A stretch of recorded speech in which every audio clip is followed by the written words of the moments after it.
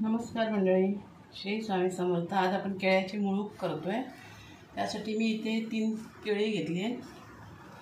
हा 1 वाटी रवा घेतलाय आणि याच रव्याच्या वाटीने इथे 1 वाटी गूळ घेतलाय आणि गुळाचा अर्धा भाग इथे ओलं खोबरं घेतलंय आणि आपल्याला वेलची लागेल आणि चिमूटभर मीठ लागेल।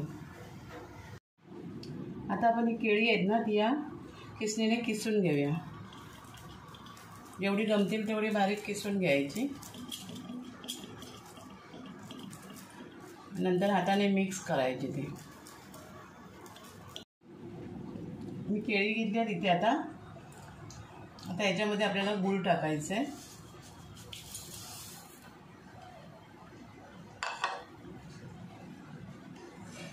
ओलं खोबरं टाकून घ्यायचं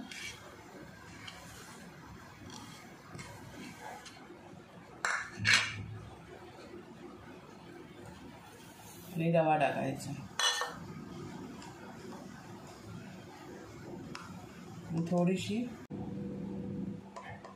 थोडीशी वेलची आणि चिमूटभर मीठ। गोडामध्ये मीठ थोडं टाकायचं आणि आता हे व्यवस्थित आधी मिक्स करून घ्यायचं। मी हातानेच मिक्स करून घेणार आहे। हे मी मिश्रण बघा आता एकदम व्यवस्थित मिक्स करून घेतलं आहे आणि याला आता अर्धा तास मुरण्यासाठी ठेवायचं। कारण ह्याच्यामध्ये आपण रवा टाकला आहे ना, मग रवा फुगायला पाहिजे म्हणून अर्धा तास आता बाजूला ढाकण लावून ठेवून द्यायचं। तेल आता आपलं गरम झालं आहे आणि पीठ पण अर्धा तास झालं आपलं भिजून। आणि ह्याच्यामध्ये आता मी दुसरं काहीच नाही टाकणार आहे। आता हे थोडं थोडं असे सोडून द्यायचे आणि गॅस एकदम मीडियम केला आहे मी।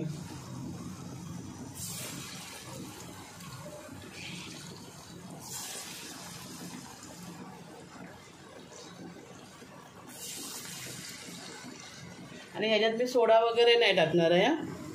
काय काय जण सोडा टाकतात फुलण्यासाठी, मी सोडा नाही टाकला आहे।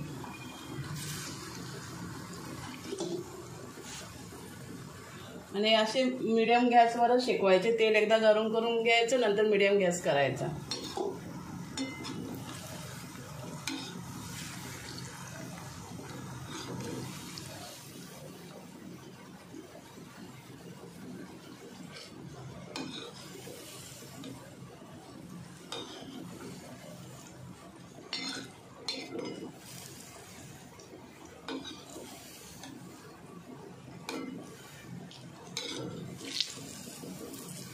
आणि रवा पण चांगला फुगला आहे। अर्धा तास पेक्षा थोडा जास्त राहिलेला।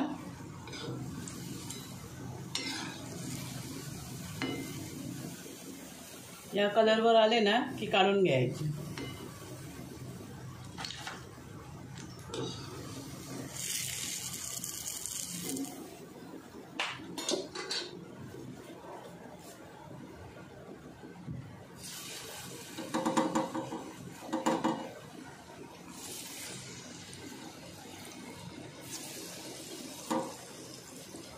याला आकार नाही देत बसायचं।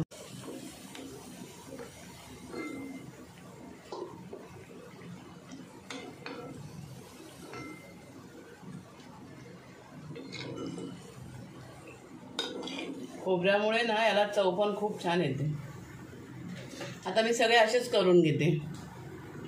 हे बघा मंडळी, आपले केळ्याची मुळूक तयार झालेत। व्हिडिओ तुम्हाला आवडला तर एक लाईक करा, शेअर करा आणि सबस्क्राईब करा। थँक्यू।